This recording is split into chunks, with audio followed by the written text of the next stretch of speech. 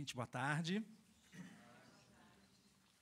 Prazer estar aqui com vocês. Agradeço ao convite da Feira do Livro. É uma alegria estar aqui de volta. Estive aqui também no ano passado. Nessa ocasião, para a gente festejar o livro, a leitura, a troca de ideias. São pontos muito importantes, né, que têm feito falta na nossa vida pública. Estou aqui com o Luiz Marques, que eu vou apresentar para vocês, para a gente ter uma conversa sobre emergência climática e como é que a gente pode sair dela. E, Luiz, vou apresentá-lo a vocês. Se eu fosse apresentá-lo 15 anos atrás, eu iria apresentá-lo de forma muito diferente. Luiz é um historiador, livre-docente pela Unicamp, e ele fez carreira especializado em História da Arte, especializado particularmente na arte italiana, do século XIII ao século XVI. Foi curador-chefe do MASP nos anos 90. E, de uns 15 anos para cá, Luiz virou a chave e começou a investigar o colapso socioambiental global que a gente está atravessando. É disso que a gente vai falar aqui hoje. E lançou, em 2015, Capitalismo e Colapso Ambiental, que já tem 3 edições, foi lançado em inglês também. E ele acaba de lançar, é desse que a gente vai falar sobre tudo hoje, O Decênio Decisivo, Propostas para uma Política de Sobrevivência, saiu pela Elefante, que é um livro monumental, tem uma síntese muito boa das diferentes dimensões do colapso socioambiental que a gente está atravessando, e tem um olhar um olhar muito localizado a partir da realidade brasileira, né? Então, a gente tem todas as ameaças que pesam sobre a Amazônia e os nossos outros biomas, a crise da biodiversidade, a crise energética, enfim. É uma crise de múltiplas dimensões, estão todas muito bem contempladas aqui. É um lançamento que eu sugiro para quem tem interesse por essas questões. São muito importantes, são talvez a questão mais importante com a qual a gente deveria estar lidando agora. Então, enfim, é um pouco sobre isso que a gente vai falar. Vamos ter uma conversa aqui de 1 hora. Na meia hora final, a gente vai atender também a perguntas do público, que elas vão ser feitas por escrito. A equipe da Feira do Livro vai estar circulando com papelinhos. Vocês levantem a mão e poderão fazer as perguntas que vão ser encaminhadas aqui para a mesa. A gente vai fazer uma seleção delas para o Luiz na segunda parte dessa mesa. Luiz, eu queria... Muito bem-vindo. Parabéns pelo livro. Obrigado, obrigado. É realmente um esforço monumental. Algo que eu queria dizer também, é um livro muito rigoroso. Luiz não vem originalmente desse campo, mas ele tem claramente uma percepção muito refinada. A gente tem aqui um livro de 600 páginas, das quais 150 de notas que ilustram o rigor e a riqueza das fontes que ele foi consultar. Eu sei que você já respondeu essa pergunta muitas vezes, Luiz, mas de cara foi o que me intrigou quando eu comecei a entrar nessa história, e eu queria entender essa transição que você faz. Eu queria que você falasse um pouco para a gente. Como é que caiu uma ficha aí? Como é que o historiador da arte se transforma num pesquisador da crise socioambiental? Então, obrigado, Bernardo. Obrigado pela presença aí de vocês. Então, como você disse, já fui confrontado a essa questão. A cada vez eu tento ensaiar uma resposta e nenhuma delas me satisfaz. Em princípio, bom, eu acho que todo mundo está um pouco interessado nessa questão, senão vocês não estariam aqui. E eu também estava. E comecei a estudar um pouquinho esse assunto. Acho que tive 2 filhos também, isso acho que pesa um pouco do ponto de vista emocional, psicológico, etc. E, na verdade, o que me surpreende mais é o fato, uma resposta curta, digamos, que eu teria a dar sobre isso, é por que outras pessoas não estão fazendo isso, né? Por que todos os meus colegas de História da Arte ainda estão estudando História da Arte? Nada contra a História da Arte, eu ainda estudo ela, de resto, em pouquinhas horas vagas, e não diminuiu o meu interesse por ela, mas o fato é que nós estamos diante de um elefante, de um mamute, não sei, alguma coisa muito grande na sala. E o que mais me intriga é o fato de que não se estejam discutindo questões menores do que essa, porque essa é a questão que atravessa todas as dimensões da nossa vida social, e a gente tem que abrir os olhos para isso. Então, por isso que eu comecei a trabalhar sobre esse assunto, e uma vez que você contrai esse vírus, aí você está perdido, porque você não para de estudar esse assunto, que é um assunto multiforme, enorme, com todas as dimensões possíveis e imaginárias. E aí é isso. Mas houve algum episódio específico, um livro que você leu, uma entrevista que você viu e que te chamou a atenção, te despertou um pouco para a gravidade do que está acontecendo?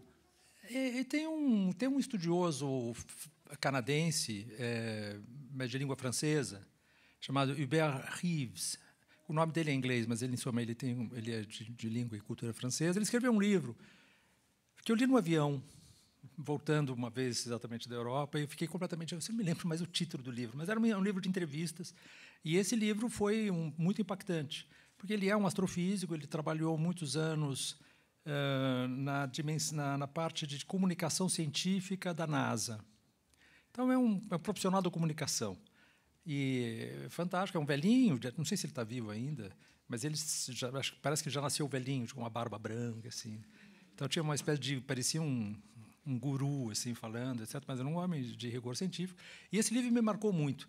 E, para te dizer toda a verdade, eu não me lembro o título do livro, mas esse livro foi um livro de entrevista do Hubert Reeves que foi o declique maior, assim, eu acho, que me deu. Já me volta o nome dele, mas agora eu não me lembro. E como é que foi para você se ambientar com esse campo novo, né? Começar a lidar com a literatura de física atmosférica e mudança climática global, enfim, tem toda uma... Não tenho nenhuma formação, né? Não tenho formação nenhuma nessa área, portanto, foi bastante... continua sendo bastante complicado, né? No sentido que, bom, é uma linguagem muito codificada, e eu não tenho condições, frequentemente, eu não tenho condições de avaliar se aquilo que eu estou lendo tem ou não tem maior ou menor validade. Eu estou simplesmente lendo um artigo da Nature ou da Science, etc., etc., passou já pelo crivo de diversos pares, e, portanto, o que eu tenho a fazer, basicamente, é comparar um texto com o outro, e não avaliar os dados sobre os quais ele se baseia. Eu estou dando de barato que esses dados têm consistência, digamos assim, né? Mas é muito difícil ler mesmo, e é uma linguagem que, lamentavelmente, os cientistas não estão ainda sendo capazes de sair do seu pedestal. Parece que quanto mais difícil eles falam, melhor eles se sentem. E, portanto, quando você começa, né, a demolir as primeiras fortalezas, tal, você começa a se sentir mais confiante de que você é capaz de entender aquela linguagem. E acho que há algum esforço da parte deles. Sim, algumas revistas colocam, depois do abstract, eles põem um segundo abstract chamado Plain Language. E isso também ajuda as pessoas que não têm esse treino, né? Mas, acho que agora, depois de 10, 15 anos, eu estou lendo isso aí. Quando chega na equação, eu pulo. Tá certo. Luiz, agora esse é um campo, né, é um problema que é diagnosticado primeiro, né, nas ciências duras, né, física atmosférica, enfim, a ciência por trás, né, da mudança do clima é do século XIX, né, os principais fundamentos. E eu tenho notado que, vamos dizer, de uns 20 anos, talvez, para cá, a gente tem um interesse maior de pesquisadores vindos das ciências humanas e sociais para esse problema, porque hoje, claro, é um problema que transcende muito, né, os limites, né, assim, das ciências naturais, né? Assim, hoje isso é um problema diplomático, econômico, social. Enfim, eu queria te perguntar assim, a que você atribui esse interesse mais recente dos pesquisadores das humanas e sociais por esse problema e qual é a contribuição que esse campo pode dar para a gente encontrar uma saída?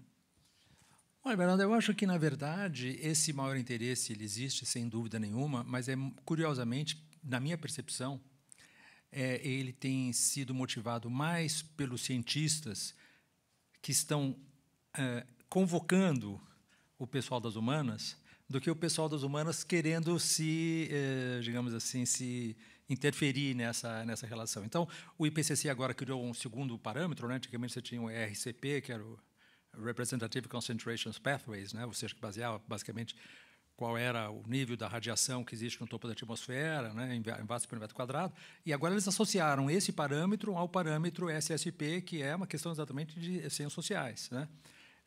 E isso é uma iniciativa dos cientistas, não é uma tentativa de furar o bloqueio. Não há bloqueio. O que existe é que o pessoal da humanidades, como não tem treino para essa linguagem, se sente muito desmotivado e também porque, de alguma maneira, o pessoal das humanas está muito fortemente ancorado num paradigma anterior, que é o paradigma estritamente social, né? Então, a relação do homem com a natureza é alguma coisa que ainda não entrou, de fato, no mundo das humanidades.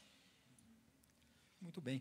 E queria passar um pouco para o livro agora, né? Eu queria que você explicasse para a plateia qual é esse conceito do decênio decisivo, né? Assim, esses 10 anos absolutamente fundamentais que vão definir, né, o nosso sucesso ou fracasso diante do enfrentamento dessa crise, né? Fala um pouco desse conceito e do projeto por trás desse livro. Como é que surge a iniciativa de você escrever essa obra? Quer dizer, quando houve a Eco 92, os mais velhos aqui talvez se lembrem do fato propriamente dito, faz 21 anos, faz 31 anos. Desse encontro surgiu uma convenção, um tratado que hoje é assinado por 192 países, é um tratado universal, que foi referendado, foi ratificado pelos congressos, etc., etc. E o objetivo dessa convenção era evitar concentrações atmosféricas de gases de efeito estufa que representem uma interferência perigosa no sistema climático. Não se sabia muito bem o que era esse perigoso. E, em 95, a partir da primeira COP, né, que é a Conferência das Partes dessa Convenção Quadro das Nações Unidas, se estabeleceu, um pouco na base do chute, um pouco na base de uma estimativa mais ou menos aproximativa, 2 graus Celsius. 2 graus Celsius no aumento da temperatura média global, superficial, terrestre e marítima combinadas, em relação àquilo que convencionalmente se chama período pré-industrial, ou seja, os anos 1850 e 1900, que não é pré-industrial, mas era um momento em que já se tinha, vamos assim, mensurações instrumentais e, portanto, te dá um período de base em relação a isso. A partir de, portanto, em 1995 houve essa primeira COP lá em Berlim e se desenvolveram, né, as 27 COPs sucessivas, e nenhuma delas, o que é extremamente curioso, para dizer o menos, nenhuma dessas COPs estipulou uma diminuição, uma data para diminuição das emissões de gases de efeito estufa. Falou-se de tudo, menos daquilo que importava, que é o seguinte: como é que nós vamos fazer para diminuir as nossas emissões? Qual é o prazo para isso? E, de fato, não há. Até hoje, não há, e houve agora, semana passada, uma reunião em Bonn, preparatória para a COP28, no qual se estabeleceu... Ai, é meu telefone, gente. Ai, desculpe.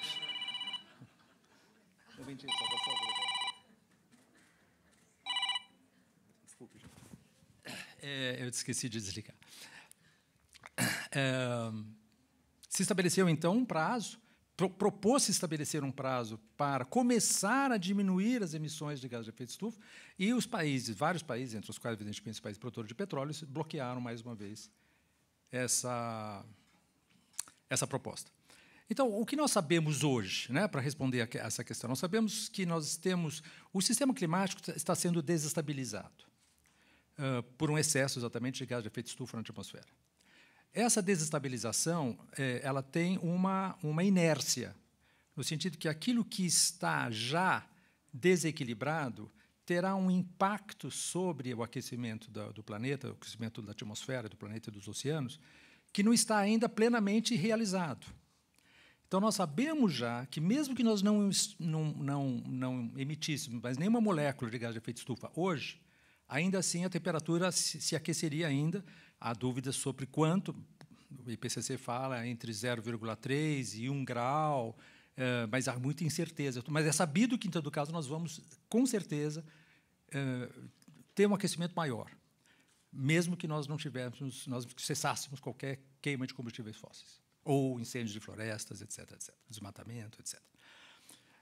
O que nós sabemos também é que existe uma dinâmica, que é uma dinâmica chamada exatamente de... Essa desestabilização não é linear, ou seja, ela tende a ter uma aceleração diferenciada, de tal maneira que, ultrapassado um certo ponto, que em inglês se chama tipping point, que a gente pode traduzir por ponto de inflexão, ponto crítico, como quisermos.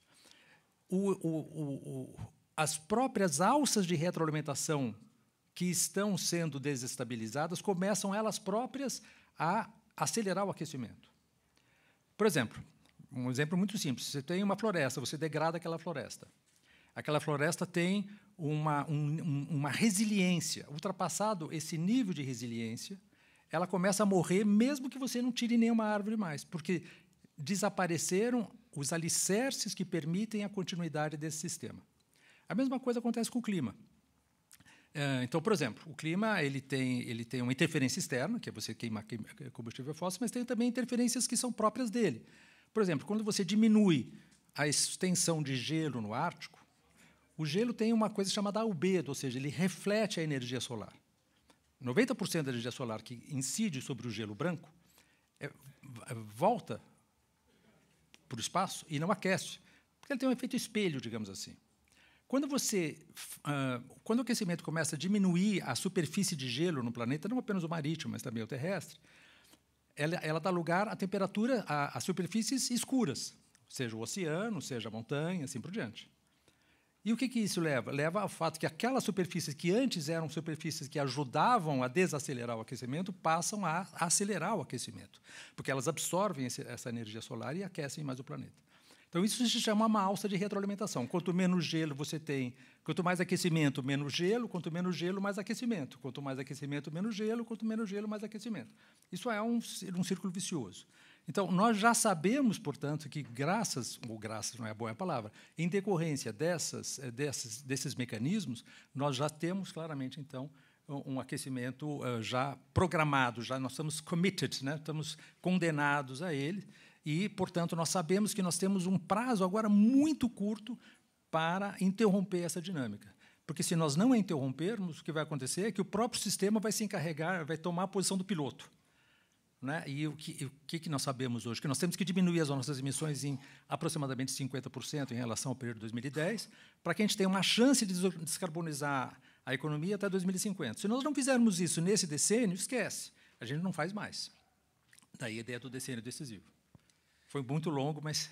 Não, claro, mas eu queria te pedir para continuar desenvolvendo isso a partir de um conceito que me marcou muito no seu livro, que é o conceito do ilusionismo climático, né, adotado por muitos governos, pela Convenção do Clima. Queria que você explicasse um pouco o que está por trás desse conceito e que vai dar uma ideia da enormidade da tarefa que a gente tem pela frente. Né? Quer dizer, então, eu acho que nós temos várias, vamos dizer assim, nós temos várias medidas já tomadas, e essas medidas são muito positivas. É um aumento da eficiência. A gente lê nos jornais todo dia progressos que foram feitos, etc., em relação a isso. O aumento da produção de energia através de renováveis de baixo carbono, etc. O problema básico é que as pessoas não estão fazendo uma calibragem correta entre a velocidade do aumento dessas iniciativas positivas e a velocidade do aumento dos impactos do aquecimento que estão ocorrendo ao mesmo tempo. Então, nós estamos correndo atrás do relógio, mas a gente está perdendo essa corrida. E é isso que faz com que as pessoas, não tendo esse balanço entre o positivo e o negativo, se iludam ou dizer, não, veja só, o carro elétrico vai resolver o nosso problema, ou vai haver alguma bala de prata tecnológica que vai levar, por exemplo, ao sequestro de carbono da atmosfera, ou o aumento das placas solares, ou de energia eólica, ou promessas da tecnologia do tipo tem energia geotérmica ou energia dos oceanos. Tudo isso está na agenda da ciência, tudo isso vai eventualmente se realizar, mas o problema nosso fundamental é o tempo. É essa que é a questão, não é? Porque se nós deixássemos a economia trabalhar segundo a sua própria dinâmica, que é baseada na condicionante da rentabilidade, nós acabaríamos por sair dos combustíveis fósseis, mesmo porque os combustíveis fósseis começariam a desaparecer. Então, a dinâmica seria uma dinâmica muito facilmente... haveria uma transição para outras matrizes energéticas. O problema é que essa transição é muito lenta diante da necessidade que nós temos de sair delas imediatamente. Então, como as pessoas não estão frequentemente conscientes disso, seja de boa fé, seja de má fé, o que sobra é uma espécie de auto-engano. Né? Não sei se era essa questão do ilusionismo que você estava perguntando, mas é exatamente um auto-engano. As pessoas, não, o cara lê o jornal e fala, não, está acontecendo uma coisa boa aqui, a gente vai sair dessa encrenca. Mas não.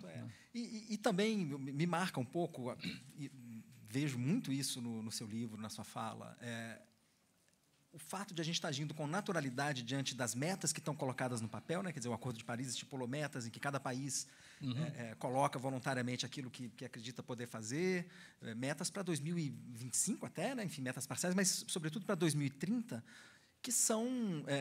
as pessoas falam com naturalidade de coisas que não estão acontecendo. Enfim, agora a gente tem 2030 daqui a 7 anos, é depois de amanhã. Né? E a enormidade das tarefas que estão colocadas ali, enfim, as pessoas parecem...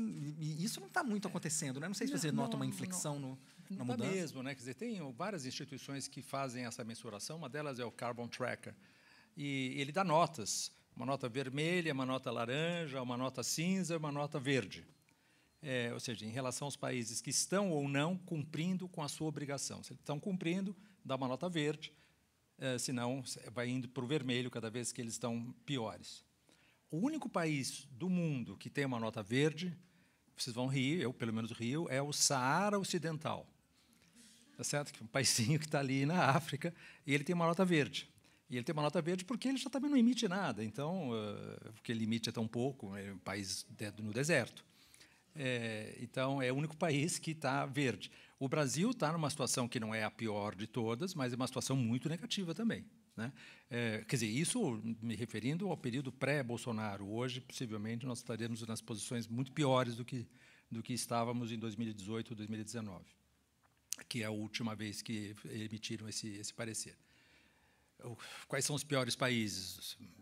A Austrália, evidentemente, os países produtores de petróleo, a Rússia, a China, os Estados Unidos, embora os Estados Unidos tenha diminuído um pouquinho, porque ele saiu do carvão e foi para o gás, e o impacto do carvão.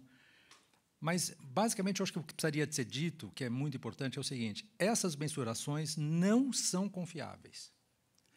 Por que elas não são confiáveis? Por uma razão muito simples. O que o tratado nos diz é que nós devemos comunicar esses inventários nacionais à ONU as emissões líquidas de carbono. O que é uma emissão líquida? É aquela que sobra depois que os sistemas naturais absorveram, a fotossíntese, etc., etc., os solos, eles absorveram uma quantidade X de carbono, em suma, de emissões de carbono, seja CO2, seja metano, etc. Alguma coisa eles... Agora, esse patamar de absorção pelos sistemas naturais foi quantificado tempos atrás, mas ele não corresponde mais à realidade. Então, na verdade, os países estão comunicando as suas emissões à ONU líquidas, mas, na verdade, não são mais... os cálculos não são mais corretos. E você tem um país, por exemplo, como o Canadá, quem lê os jornais está sabendo que o Canadá está pegando fogo completamente agora. Eles não entendem isso como uma emissão antropogênica, uma emissão feita pelo homem, porque eles chamam isso de uma perturbação natural. E como é uma perturbação natural e os inventários são de emissões antropogênicas, eu não coloco isso no meu inventário, o que é de um cinismo completo, mas não é o Canadá que faz, o Brasil também não faz. Você tem uma diferença muito clara entre uma emissão antropogênica e uma perturbação natural. Mas, evidentemente, que as perturbações naturais estão sendo agora condicionadas pelas perturbações antropogênicas. E isso não está sendo levado em conta. Então, nós temos uma situação que é enormemente falseada pelos dados. Tá certo? Basicamente é isso. Inclusive no Brasil, né? Assim, o Brasil calcula quando reporta suas emissões para a ONU, calcula o oxigênio que a Amazônia estaria absorvendo, mas a gente sabe que estudos recentes da Luciana Gatti, que foi uma interlocutora próxima sua na preparação desse livro, estão mostrando que partes da Amazônia hoje em dia estão emitindo carbono, né, e não absorvendo. Exatamente. Mas a gente está usando o coeficiente de captura. Nós estamos usando o coeficiente antigo, tá certo? Exatamente. Isso é totalmente falseante, né, do que está acontecendo na realidade.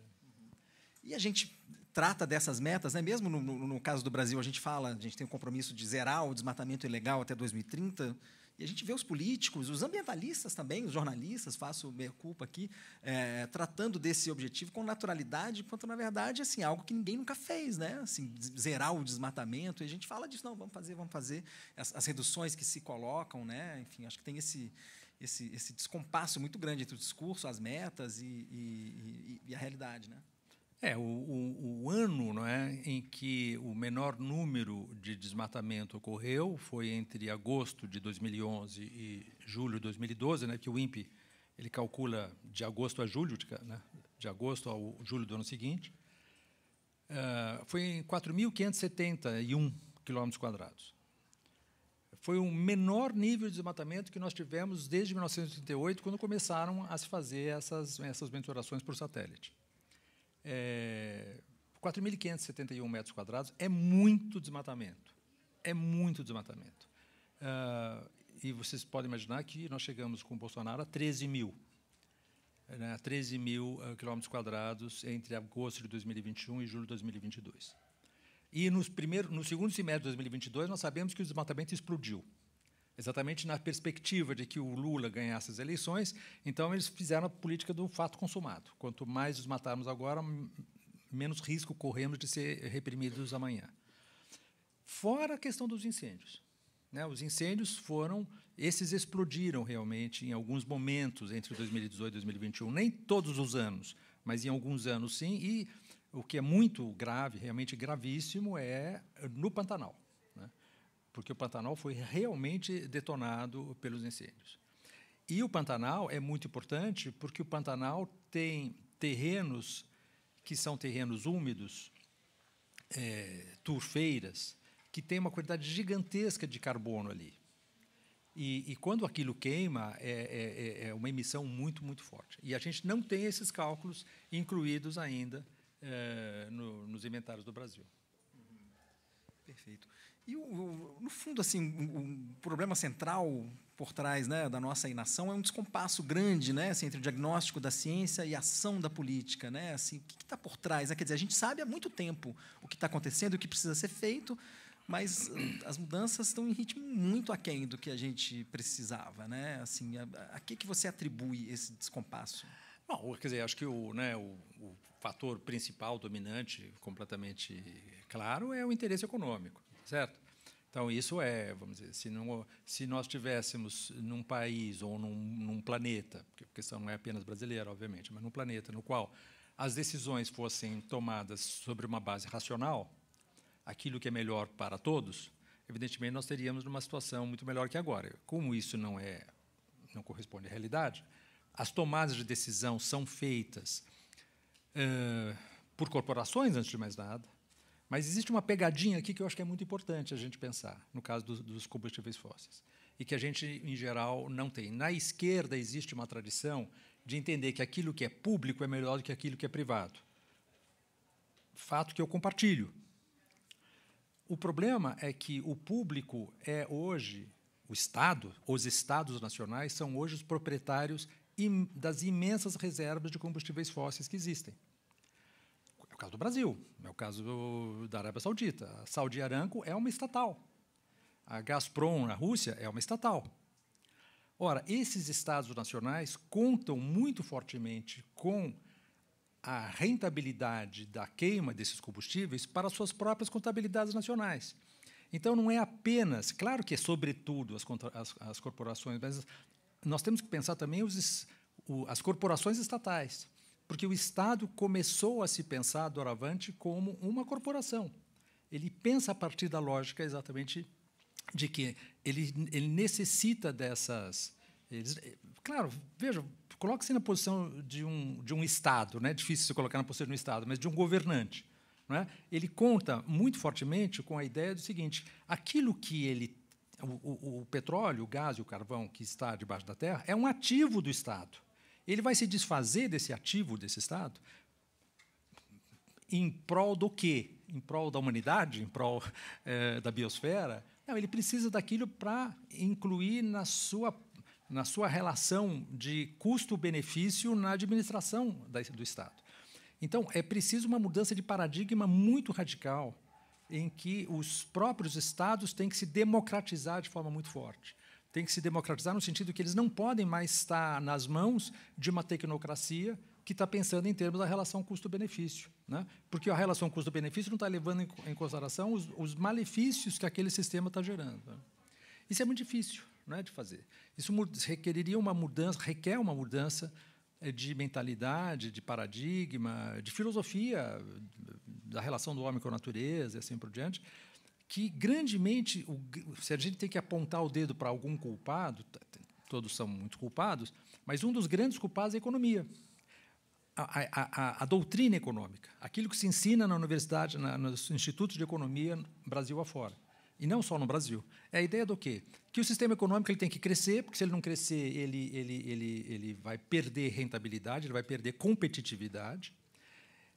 E aquilo que ele gera em termos de malefício é uma externalidade, alguma coisa que não entra dentro da lógica da produção econômica. E é isso que é ensinado. E é por isso que o Nordhaus ganhou o Prêmio Nobel. Tá certo? Ele ganhou o Prêmio Nobel por quê? Porque ele acha que é possível nós pensarmos que a economia ainda é capaz de absorver, dentro dos seus relação custo-benefício, um aquecimento global de 2,5 graus Celsius até 2100. Quando nós sabemos que nós temos hoje um aumento de 1,26 graus Celsius em 2022, e nós vemos o que está acontecendo.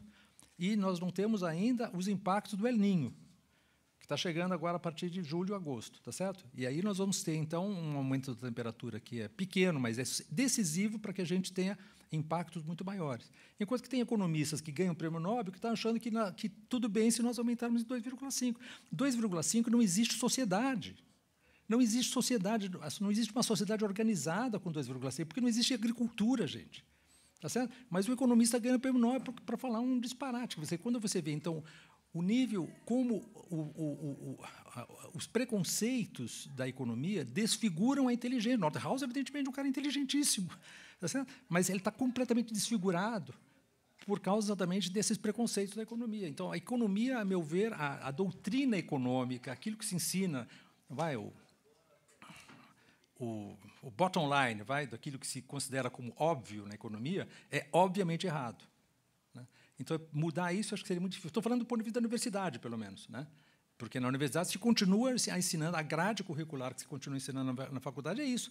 Na engenharia, o cara vai aprender o quê? Como ele vai fazer um motor mais rápido. Na economia, como a economia deve crescer mais rápido. Ou seja, a universidade, que tem o mérito de ter descoberto o problema das mudanças climáticas, etc., ela tem o demérito de não estar reagindo em consequência daquilo que ela descobriu e que ela comunicou. Tá certo? Então, a contradição está muito fortemente instalada dentro da universidade, a meu ver. Basta ver o currículo. Sim. E, aproveitando sua deixa, Luiz, a gente sai do seu livro com a convicção de que nós não vamos sair da crise climática sem sair do capitalismo. Né? É isso mesmo? Enfim, você enxerga caminhos nessa então, vê isso acontecer? Eu acho que teria que ter pensado, né, uma palavra diferente da palavra capitalismo, porque a palavra capitalismo está muito fortemente associada aos países ocidentais e a China e a Rússia, associada ainda a um mundo não capitalista, socialista, como vocês quiserem chamar. Isso não é, evidentemente, verdade, tá certo? Nós temos uma sociedade, uma economia globalizada, da qual a China, a Rússia e outros países da ex-esfera socialista estão perfeitamente integrados. Estavam ainda mais integrados depois da guerra, mas continuam integrados. E, portanto, quando se fala em capitalismo, é importante que a gente tenha presente a ideia de que nós temos uma economia globalizada a qual nós damos o nome de capitalismo. E eu tenho a profunda convicção, e ela é reforçada todos os dias, de que o sistema econômico globalizado impede qualquer possibilidade de sairmos dessa crise. Por qualquer relação do mundo. Imagine que vocês plantam soja no Mato Grosso e colocam essa soja para alimentar os porcos na China a 20 mil quilômetros de distância. Esse transporte é feito à base de combustíveis fósseis. Coisa mais simples, qualquer criança de 1 ano de idade entende que não é assim que a economia pode funcionar. Tá certo? Que a economia globalizada, o sistema alimentar é responsável hoje por cerca de 30% a 33% das emissões de gás de efeito de estufa. 30% a 33% está fundado no sistema alimentar globalizado. Nós temos que sair do sistema alimentar globalizado. E quando eu falo sistema alimentar globalizado, eu estou falando não apenas do fazendeiro que está pondo fogo na floresta. Eu estou falando de toda a agroquímica internacional, a Bayer, a Monsanto, a ChemChina, a Syngenta, a Dow Chemical, etc., que estão controlando todo esse sistema, desde as sementes até os fertilizantes, os agrotóxicos, o transporte, etc., o maquinário. Então, é um sistema. O fazendeiro é a tropa de choque desse sistema. É a falange que vai lá e destrói. Mas ele está, na verdade, sendo a vanguarda de um sistema cujo funcionamento global é um funcionamento altamente destrutivo. A gente vê o fazendeiro. Não estou querendo tirar a culpa do fazendeiro. O fazendeiro tem culpa, ele está lá, ele é o soldado que está na frente destruindo. mas ele não está sozinho nisso. Ele é uma peça de uma engrenagem muito maior que agora nós damos nomes de sistema alimentar globalizado. Esse sistema tem que ser desmontado. E nós temos um modelo positivo disso, que é o MST. O MST está produzindo comida orgânica, local, sem pretensões à exportação, fornecendo isso para os estados, para as prefeituras, etc., etc., para as creches escolares, para as escolas. Esse é o sistema positivo, é um modelo positivo que está diante dos nossos olhos. E a CPI está tentando criminalizar os caras. Tá certo? Então, é isso que é... Por que elas estão tentando criminalizar? Óbvio, porque eles são os criminosos. Eles são os criminosos, tá certo? É evidente isso, gente. E, Luiz, eu queria tocar num outro ponto central da sua argumentação, né, que é uma certa, a expressão vai ser meio forte aqui, talvez uma falência do multilateralismo, né, com o nosso jeito de lidar com essas questões mundialmente falando, né, que é a Convenção do Clima da ONU, que os signatários se reúnem ano a ano, são as COPs, né, que a gente está na 27, a COP 30 vai ser aqui no Brasil. Quando acabou a COP do ano passado no Egito, né, você escreveu no jornal da Unicamp, depois essa ideia está no livro também, que aquilo matou a Convenção do Clima da ONU. Queria te pedir para desenvolver essas ideias e apontar o que tem de ineficaz, né, no sistema, que é o que a gente tem, por enquanto, para lidar com essas questões. Eu acho que falta um humorista, né, assim, competente para falar sobre o fato de que a COP28 vai ser presidida por um fulano que se chama Sultan Al-Jaber, que é o CEO da ADNOC, que é a grande companhia de petróleo dos Emirados Árabes Unidos. Quer dizer, quando você entrega para o presidente de uma companhia estatal de petróleo a presidência do tratado, eu não sei o que dizer, né? Quer dizer, precisaria ter senso de humor para conseguir fazer uma piada com isso, mas é de tal maneira um contrassenso, né? É de tal maneira um contrassenso, e você tem, claramente, então, uma situação que só pode, a meu ver, ser superada se a gente renunciar, essa é uma tese que eu defendo o tempo todo no livro, se a gente renunciar a esse axioma da soberania nacional absoluta. Se houver uma interferência nos Emirados Árabes Unidos, obrigando os Emirados Árabes Unidos a mudar de trajetória, isso vai ser considerado uma ingerência indevida na soberania nacional dos Emirados Árabes Unidos. Da mesma maneira que seria se a ONU proibisse o Brasil de queimar a floresta, nós, no Brasil, passaríamos a considerar isso como uma ingerência indevida na nossa soberania nacional absoluta. Então, esse conceito de soberania nacional absoluta tem que sair, tem que cair. Por que ele tem que cair? Porque os problemas são globais. E as tomadas de decisão estão baseadas numa estrutura, numa ordem jurídica que é fundada no Estado Nacional. Então, nós temos que ter uma soberania nacional relativa, mas não mais absoluta. Isso supõe o quê? Supõe um nível de cooperação que nós estamos muito longe de ter. E por que nós não temos esse nível de cooperação? Porque, basicamente, os países que estão definindo quais são os destinos da humanidade são 5 países que compõem o quê? Que compõem o Conselho de Segurança Permanente da ONU e que tem poder de veto sobre qualquer coisa. Nós aqui somos a ONU, chegamos a uma conclusão magnífica. Só que tem aquela pessoa ali que é do Conselho de Segurança da ONU. Ela vai dizer, não, poder de veto. Nada disso pode ser feito, porque eu tenho poder de veto. Então, enquanto houver um poder de veto do Conselho de Segurança da ONU, evidentemente que a ONU é um simulacro. É um simulacro, né? Nós precisaríamos democratizar a ONU de tal maneira a fazer com que a Assembleia Geral da ONU tivesse poder decisório. Essa seria, estou dizendo, é uma decisão formal, digamos assim, mas ela teria que estar baseada no princípio de que o direito deve prevalecer sobre a força. Que é um ideal do iluminismo, tá certo? Século XVIII, Diderot, Voltaire, certo? O direito deve prevalecer sobre a força. Se enquanto nós não fizermos esse princípio prevalecer, a gente vai estar nas mãos de quem tem mais força, certo? Quem tem mais força são os países com maior poderio militar. Começar pelos Estados Unidos, mas também a Rússia, a China, etc., etc. E como é que seria essa soberania nacional relativa, né, que você propõe para substituir esse modelo? Como é que ela funcionaria na prática? Não sei, quer dizer, isso evidentemente não vai sair da cabeça de ninguém, tá certo? O que é importante que a gente pense, saiba, é que nós temos um problema, né? Nós estamos emitindo mais gás de efeito estufa do que aquilo que nós podíamos emitir. Nós sabemos quais são as fontes dessas emissões. Então, e nós sabemos, portanto, quais são os países que são mais responsáveis sincronicamente e historicamente. Tem que haver um equilíbrio entre o histórico e o atual. Certo? Os Estados Unidos hoje não é mais o país que mais emite, quem mais emite é a China, mas, historicamente falando, é o país que mais emitiu. Então, há uma responsabilidade histórica e é necessário encontrar um equilíbrio entre aquilo que é a responsabilidade histórica e aquilo que é a responsabilidade presente. Nós temos que pensar numa engenharia de governança global que dê conta daquilo que se chama hoje, muito propriamente, de justiça climática.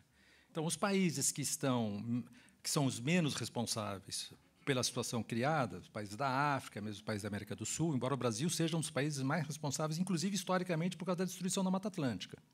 É o 4º país mais responsável por causa da destruição da Mata Atlântica. E depois a destruição da Amazônia também.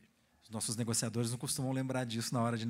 Exatamente. Nós tínhamos 1.300.000 km² de floresta, das mais ricas do planeta, e nós temos hoje 100.000, né?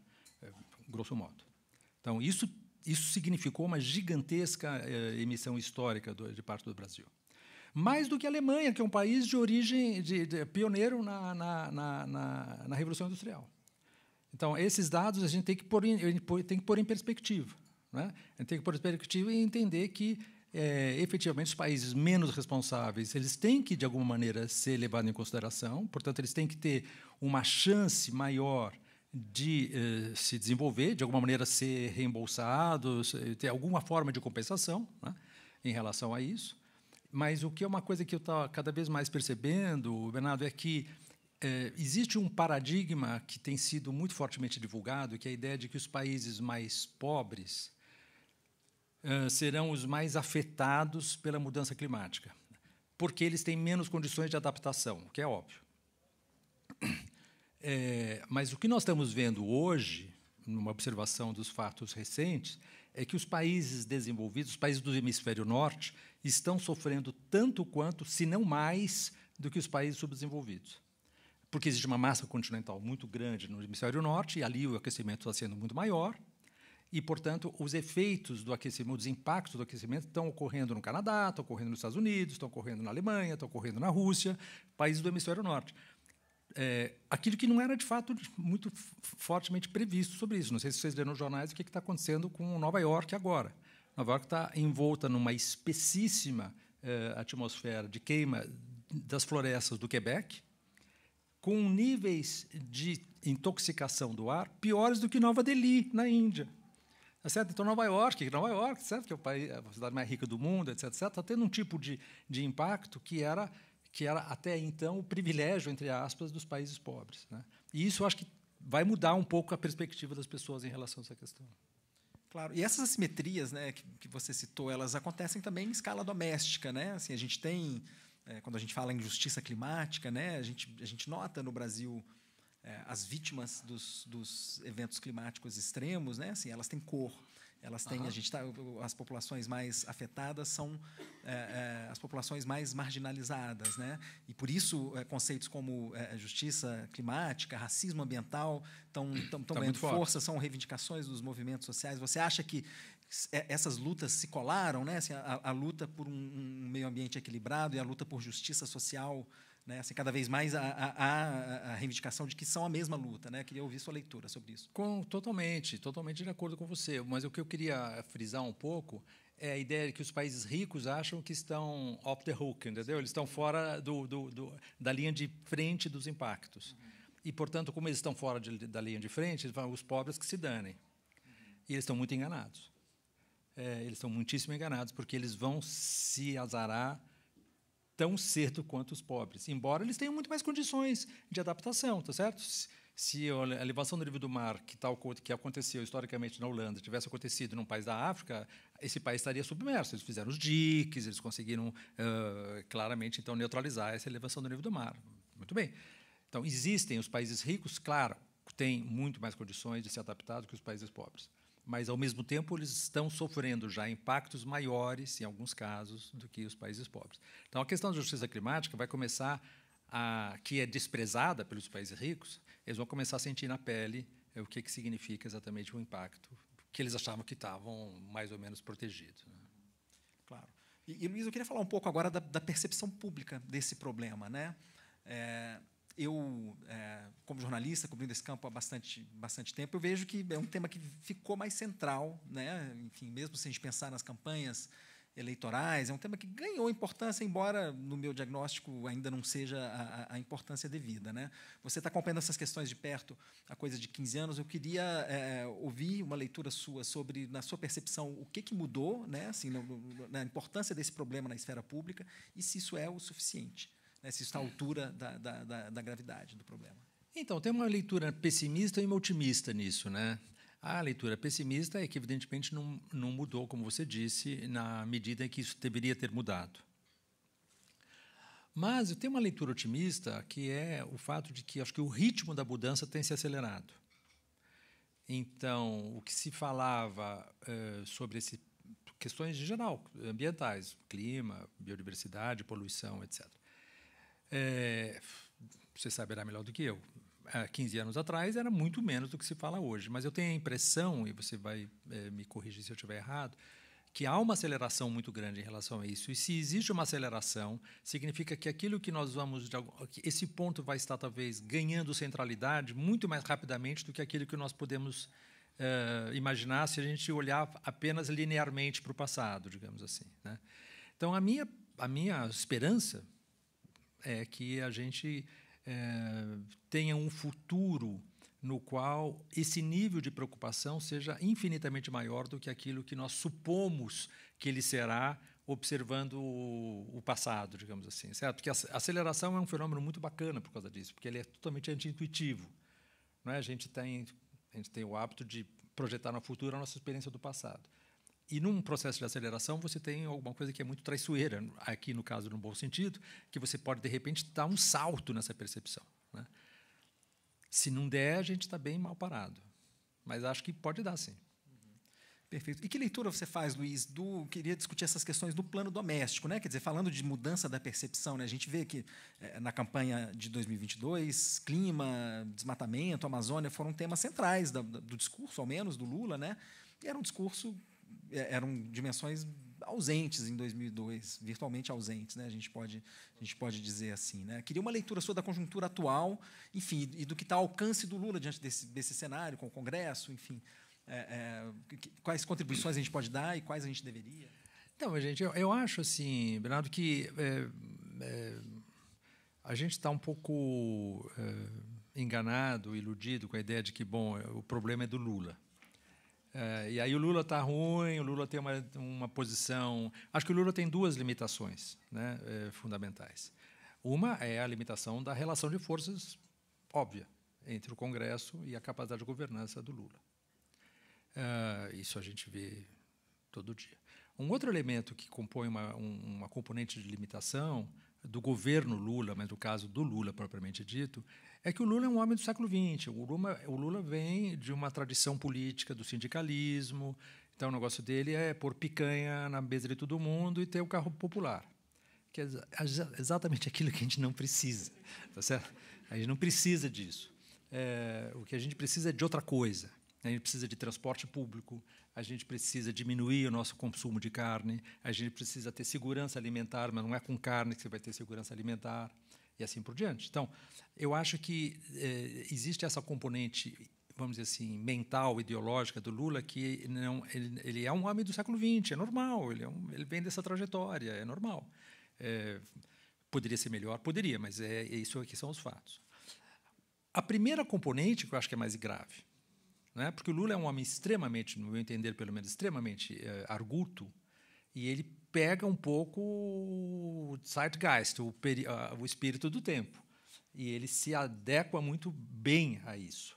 Não é? Um homem com uma inteligência política, o maior político textual do Brasil nesse século XX, século XXI, pode falar no Getúlio, talvez, mas isso não é comparável. Então, ele poderia fazer isso. A grande questão, a meu ver, é que a sociedade está muito inerte. Então, nós estamos achando que, bom, a gente abre o jornal e o Lula ganhou, perdeu, ganhou, perdeu. Mas, gente, é nós, certo? Então, houve manifestações, é muito impressionante isso, né? Que se o Lula não convoca uma manifestação, a manifestação é pequena. E é pequena porque ninguém vai. E é preciso ir. É preciso ir. Então, depende da gente. E depender da gente é chato, né? Porque a gente tem a nossa vida, pô, sabe? Tem uma zona de conforto, tem que dar aula, tem que... Estou cansado, não quero manifestação, estou cansado de manifestações, porque, pô, nunca vai ninguém, só vou eu lá, só tem velho, e coisas do gênero, tá certo? Então a gente precisa superar esse fato. Assim, se não tomar iniciativa e se engajar individualmente nisso, não é o Lula que vai resolver esse problema, certo? É a gente. Perfeito. Luiz, eu queria voltar para o seu livro. A leitura que eu faço é que, assim, apesar da extrema gravidade do diagnóstico que você traça, né? Quer dizer, enfim, você compila, né? Quer dizer, os cientistas, pensadores estão aí apontando problemas de uma gravidade extrema, mas, ao mesmo tempo, eu noto um otimismo de fundo, de alguma maneira, enfim, uma esperança ali, né? Tanto que tem esse chamado à radicalidade, eu quero chegar nele depois, né? Assim, mas você enxerga alguma saída aí, por mais que dependa de um caminho transformações muito estruturais, né? E eu sei que no campo da comunicação, da mudança do clima, existe bastante reflexão sobre que tom a gente deveria adotar para lidar com essas questões, né? Porque se você é pessimista demais, alguns vão dizer realista demais, as pessoas podem simplesmente dizer, ok, não tem nada que eu possa fazer, exato, então eu vou ligar o ar aqui, vou encomendar mais picanha, e, enfim. Eu queria, enfim, te ouvir falar sobre essa tensão aí entre otimismo e pessimismo, se houve reflexão da sua parte sobre que tom você deveria adotar, que caminho você escolheu, como é que você se situa aí nessa... Então, isso é uma questão que eu acho que ninguém ainda está muito... ninguém sabe, de fato, qual é o ponto, né? A otimização marginal ali, né? O pessoal fala, não, se você começa a falar que está tudo azarado mesmo, etc., etc., você causa pânico, e o pânico paralisa, e as pessoas falam, então, como você estava dizendo, então, dá mais uma picanha aí, dane-se. E, por outro lado, se você assume a posição contrária, significa que você está ocultando, você está infantilizando o público. Não vou falar disso na frente das crianças. Não é? Então, essa é uma ideia também que é evidentemente errônea, tá certo? Então, sabe, tem aquela velha frase que uns atribuem ao Gramsci, outros atribuem ao Romain Rolland, pessimismo da razão, otimismo da vontade, né? E eu acho que essa frase é uma boa frase, no sentido que a gente tem que ser pessimista, de fato, no sentido que a gente tem que levar em conta os dados são esses, e esses dados mostram uma situação extremamente grave, crítica. Por outro lado, a gente tem que pensar que a gente é bom de aprender, a gente é bom de reagir em situações de grande perigo. Então, eu acho que a única solução é uma aposta tipo pascaliana, entendeu? Quer dizer, vamos apostar que dá. Porque se você não aposta que dá, então aí já era, né? Já era. Então, a minha atitude pessoal é essa, a ideia de que a gente é bom de aprender, o comportamento humano das sociedades é imprevisível, e, portanto, o futuro não está contido no presente, a gente tem um potencial, às vezes, que é muito maior do que aquilo que a gente... e a história encerra ensinamentos muito contraditórios. Então, tem que apostar nos ensinamentos que significam que nós somos capazes de dar saltos, né? Acho que essa é a ideia. Perfeito. E estamos caminhando aqui para o final, nos 5 minutos finais aqui da nossa conversa, Luiz. Eu queria te pedir para falar um pouco desses conceitos que você trabalha, né, na conclusão do seu livro, dessa política de sobrevivência que você propõe e desse chamado à radicalidade, né, que aparece ali na conclusão, né? Assim, como é que a gente se encaminha para isso? Fala um pouco desses conceitos, por favor. Então, quer dizer, eu acho que o que eu proponho, né, por que eu falo, o subtítulo do livro, né, são propostas para uma política de sobrevivência e não para uma política de desenvolvimento, porque eu acho que um dos grandes preconceitos que ainda nós estamos pagando um forte preço por ele é a ideia de que nós vamos nos desenvolver. Não, a gente não vai mais se desenvolver. Se por desenvolver nós entendermos aumentar a nossa economia. a gente possivelmente vai aumentar ainda a economia, vai aumentar mais 1%, 2%, etc, etc. Mas o que é claro, o que é absolutamente inegável, é que nós vamos diminuir. E pode não ser em 2024, pode não ser em 2026, mas é muito próximo o momento em que a economia começará a decrescer, na marra. Por quê? Porque ela não terá mais as condições elementares dadas pelo planeta para que ela possa se desenvolver. Então, nós temos uma opção muito clara. Ou a gente espera para desenvolver, para decrescer na marra, ou a gente começa a decrescer planejadamente. E o que significa decrescer planejadamente? Significa diminuir os impactos, tá certo? Nos antecipar a essas condicionantes absolutamente incontornáveis e começarmos a trabalhar. Então, algumas ideias que precisam ser, que são óbvias, né? Nós temos que diminuir a desigualdade. Quando tem 6 pessoas no Brasil que ganham mais do que 50% mais pobres do país, no caso dos Estados Unidos são 3 pessoas, quando você tem um nível de concentração de renda, isso faz com que um número muito restrito de pessoas acumulem um poder capaz de interferir de uma maneira muito nociva nas decisões políticas. Então, você tem que diminuir, você tem que criar, obviamente, a renda mínima elementar, nós temos que criar uma renda máxima universal. Tem que ter um teto. E isso não é uma ideia que caiu do céu para os coisas. Isso acontecia na época da social-democracia europeia. Você tinha imposto expropriatório de até 75%. Isso era uma coisa que existia, gente. Isso desapareceu a partir dos anos 80 com o neoliberalismo. Nós temos que recuperar essa ideia de que você tem que ter um teto de renda máxima. Isso é uma primeira coisa que é fundamental. Segunda coisa que eu acho que é fundamental, nós temos que perceber que nós temos que diminuir o nosso consumo de materiais e energia. Para que isso seja possível, é preciso que os 30% mais ricos diminuam muito para que aqueles 70% mais pobres, ou pelo menos os 50% mais pobres, que têm um consumo energético de materiais que é completamente de subsistência, possam subsistir melhor do que isso. Portanto, é o mesmo jeito de falar a mesma coisa, diminuir a desigualdade. Tá certo? Nós temos que entender também que a gente vive num concerto de espécies, e que nós temos que estender para outras espécies o conceito de sujeito de direito. E isso que é uma coisa que vai o antropocentrismo, o famoso antropocentrismo. Nós somos os reis da cocada preta e o resto é nossa massa de escravidão. Então, isso essas espécies não estão representadas na Convenção do Clima da ONU. Elas não estão na COP, a atmosfera, os rios, os oceanos. Elas não estão, tá certo? Então, a ideia de direitos da natureza, direitos de outras espécies, é uma questão filosófica, é uma questão de evolução do conceito de direito. Não é uma questão econômica, não é uma questão prática, etc. É um conceito que você tem que, de alguma maneira, dar um declique na cabeça e falar, não, a gente tem que mudar a nossa ideia da nossa relação, qual é o estatuto do sujeito de direito no mundo. Obviamente, diminuir o consumo de carne é fundamental. Não existe possibilidade de nós continuarmos existindo nesse planeta consumindo a carne nos níveis que a gente consome agora. Esquece. Não existe. Isso está mais do que demonstrado. Nós temos que rumar para um nível de governança global muito maior, tá certo?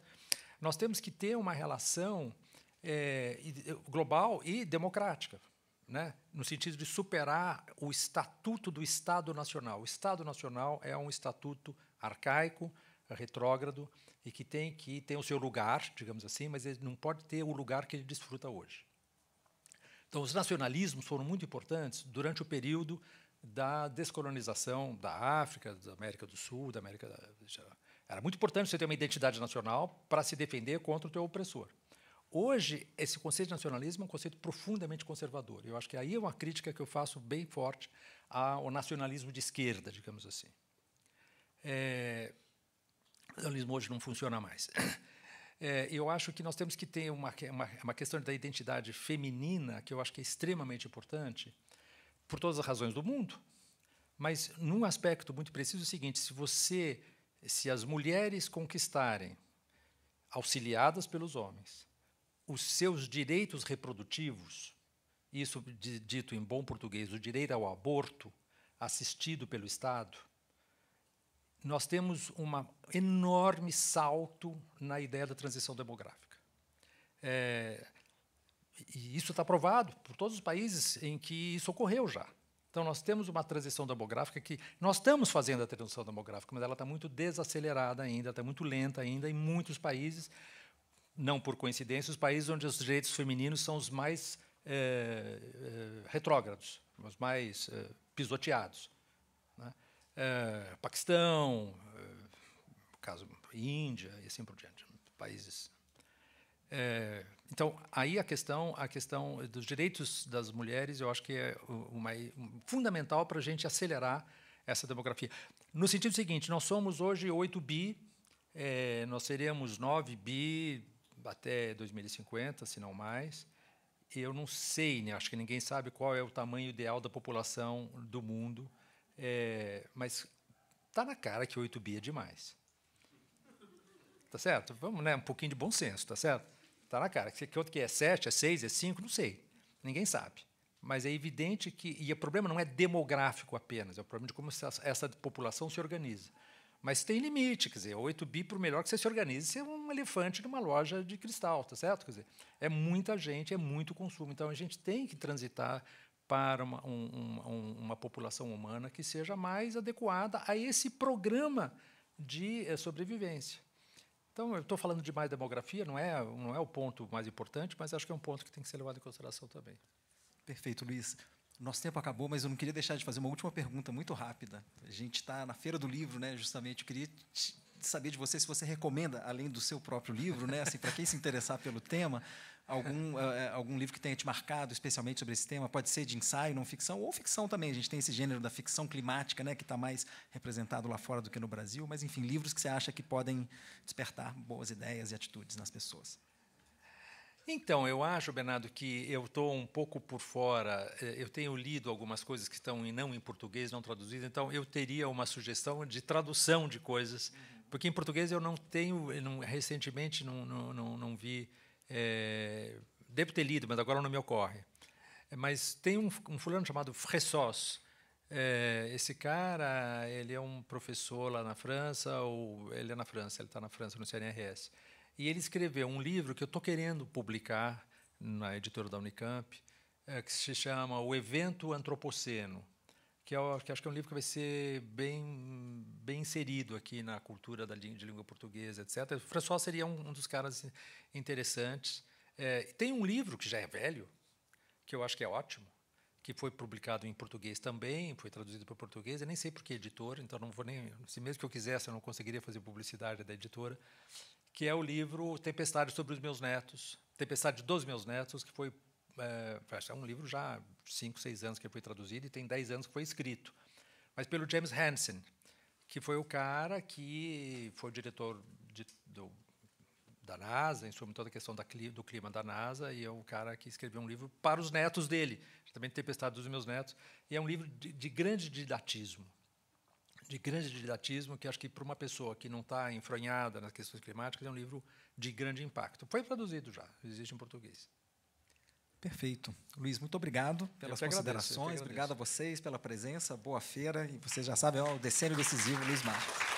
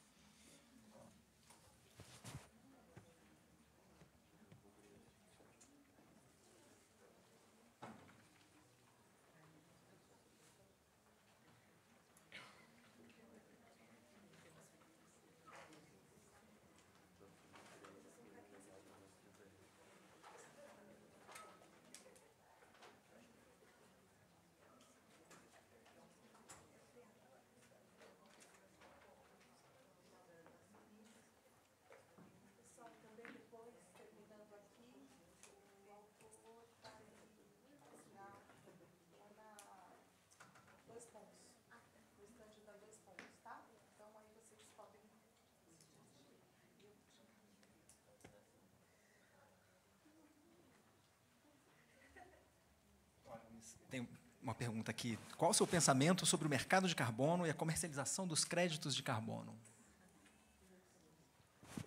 É uma questão muito técnica, mas eu acho que eu não seria nem um pouco militante contra a questão do mercado de carbono. Eu acho que ela pode ter uma função importante, mas ela é mais uma dessas balas de prata que as pessoas acham que se resolver, que vai ser resolvido por mecanismos de mercado. Mecanismos de mercado podem ajudar, mas não são mecanismos de solução de problema. Porque basicamente claro, existe uma questão, bom, é uma soma zero. Eu compro de você o direito de queimar combustível fóssil e, portanto, nós chegamos numa espécie de soma zero. Não é bem assim. Existem mecanismos que tendem a desestimular essa queima. Então, ela pode ajudar, mas ele está muitíssimo longe de ser um mecanismo central na solução do problema. Mecanismos de mercado não são efetivos para isso. Nós temos que partir para a política e não para a economia. Essa é a minha percepção. Vamos receber mais perguntas ainda? Vamos. Obrigado.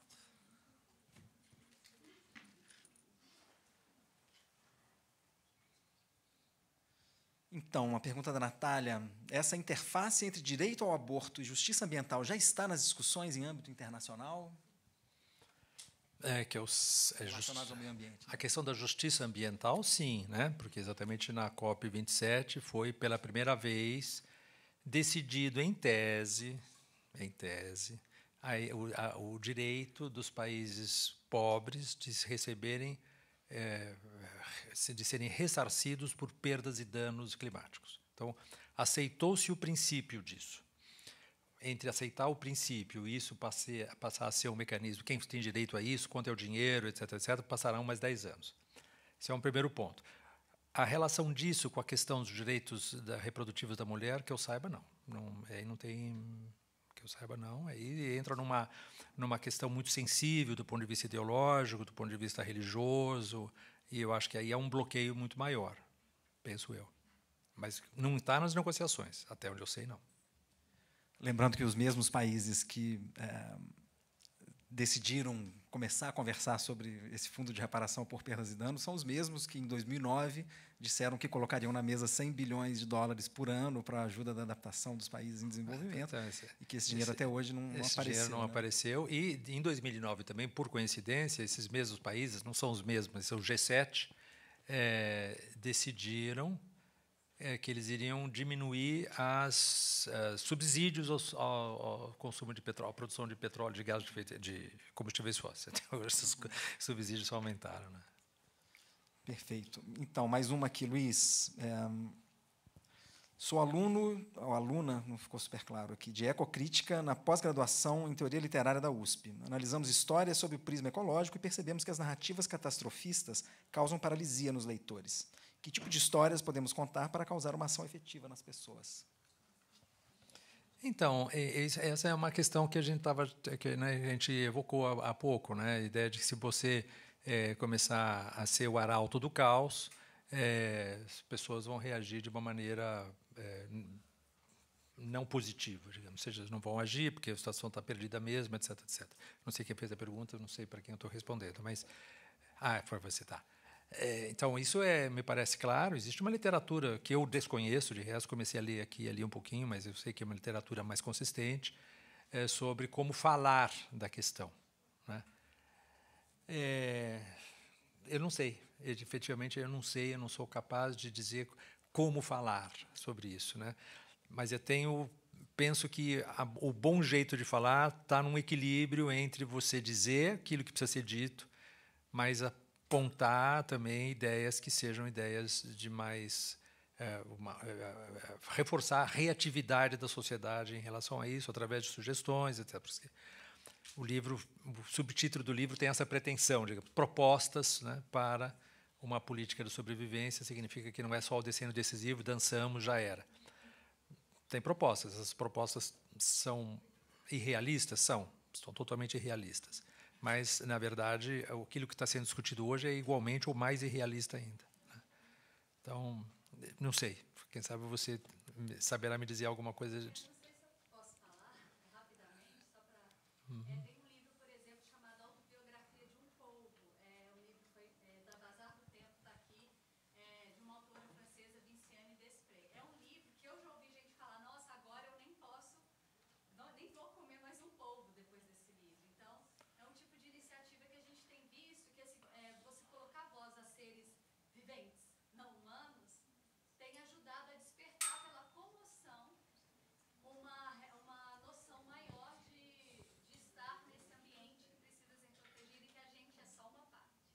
Não, eu acho que certamente você não consegue fazer as pessoas mudarem por demonstração de um teorema.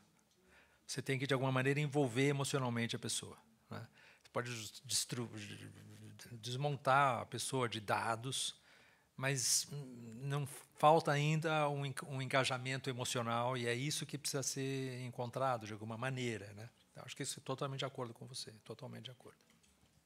E chegou aqui, Luiz, que junta um pouco crise ambiental e estética. Gostaria de saber seu ponto sobre a relação entre a estética da arte e cultura, ainda muito eurocêntrica, homogeneizante, e a miséria em que nos encontramos, ambiental inclusive. E se você vê uma revolução estética como arma poderosa para a transformação que precisamos viver.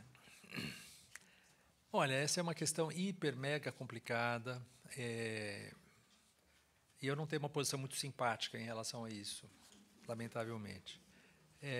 Porque seria mais fácil dizer, não, a arte está com tudo, vamos lá, vamos em frente, seria muito mais legal falar isso. Mas, sinceramente, eu acho que a arte contemporânea não está conseguindo encontrar um modo de ser, uma linguagem. Ela fala do assunto, mas ela fala do assunto de uma maneira, às vezes, brilhante, etc., etc., mas ela ainda está falando do assunto. Ela não é alguma coisa que comunica enquanto obra de arte, a meu ver. E aí entraríamos num campo muito complicado, que é saber qual é a posição da arte no mundo contemporâneo e tal. E aí eu prefiro guardar essas ideias para mim mesmo. Sorry. Perfeito. Mais uma aqui que fala de direitos reprodutivos. O senhor falou sobre a transição demográfica e a importância dos direitos reprodutivos femininos. Mas como equilibrar isso com a crise da Previdência, que já ocorre em países que têm crescimento populacional negativo, quando uma menor quantidade de jovens deve sustentar uma maior quantidade de idosos? A solução seria aumentar a permissão de entrada de imigrantes? Não, então, eu acho que essa é uma grande falácia, né? Porque as pessoas acham o seguinte, você tem mais velhos do que jovens, então, na verdade, nós estamos numa situação muito negativa porque os jovens não vão conseguir pagar a aposentadoria dos velhos. Como se fossem apenas essas duas variáveis que estão em jogo quando você calcula essa questão. O Estado tem recursos e ele canaliza esses recursos em função das suas prioridades. Não se trata simplesmente de falar nós temos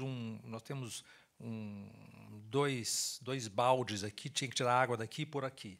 Não é assim, né? Então essa é a típica falácia, no meu entender, de quem acha que a economia tem que resolver o problema social. Não é a economia que tem que resolver o problema social, não é a contabilidade que tem que resolver o problema. É uma decisão política. Você aumenta o imposto, você escolhe quais são as prioridades que a sociedade deseja. Então, se tem menos jovens não fecha a conta, reabre a conta e faz uma decisão política. É para isso que serve um governo. O governo não é um contador da sua empresa, tá certo? Que fala, não, veja só, está faltando aqui, precisa pôr ali. Não é o governo, é um sistema social político que toma decisões estratégicas que incluem o prejuízo. Museus, para falar em arte, museus, transporte, saúde, etc., são deficitários. Por natureza, eles são deficitários, eles não podem ser superavitários, porque não é a função deles é prestar um serviço essencial para a sociedade, tá certo? Então, você pega recursos de outro lugar e coloca ali, porque é ali que importa. Né? Eu acho que a gente está muito prisioneiro de uma mentalidade de contador. Né? Perfeito, Luiz. Uma saideira aqui, então. O mecanismo de adaptar os incentivos fiscais, principalmente para indústrias, para que considerem os impactos ambientais, é um caminho interessante? Por exemplo, no caso das empresas que têm plantas de energias renováveis? Eu acho que sim, né? Quer dizer, eu acho que existem mecanismos na área da economia que podem ser úteis, favoráveis. Não é sem dúvida nenhuma, né? Então, se uma empresa demonstra que ela é capaz de ter um impacto menor, ela deveria ser recompensada por isso, tá certo? Isso posto, mais uma vez, não é nesse âmbito que essas questões vão ser resolvidas, né? É uma situação de emergência, a casa está pegando fogo, você não vai falar assim, não, mas então, peraí, se eu agora usar um pouquinho melhor a minha, sei lá, a minha ferro de passar roupa, talvez... Não, nós estamos num nível que a gente tem que decidir mudanças drásticas na sociedade nesses próximos anos. A economia ajuda? Ajuda, mas ela tem que perder, no meu entender, a posição de centralidade que ela vem ocupando até agora. Muito bem, perfeito, Luiz. Muito obrigado. Eu que agradeço muitíssimo. Obrigado a vocês, gente. Vamos encerrar aqui.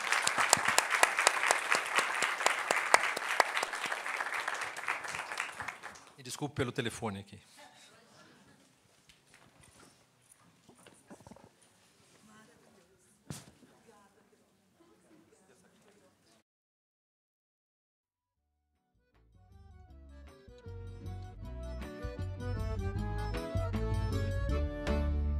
Deus me proteja de mim e da maldade.